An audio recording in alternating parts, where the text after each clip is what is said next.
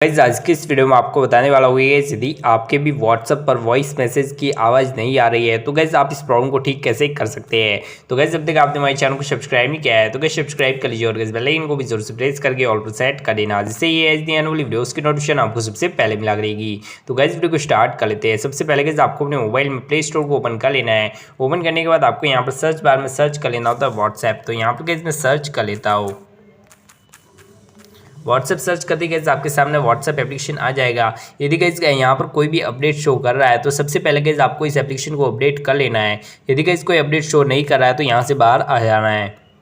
बाहर आने के बाद आपको व्हाट्सएप एप्लीकेशन पर आ जाना है और इस पर एक लॉन्ग प्रेस कर देना है। लॉन्ग प्रेस करते ही आपके सामने कुछ इस टाइप का इंटरफेस शो करेगा।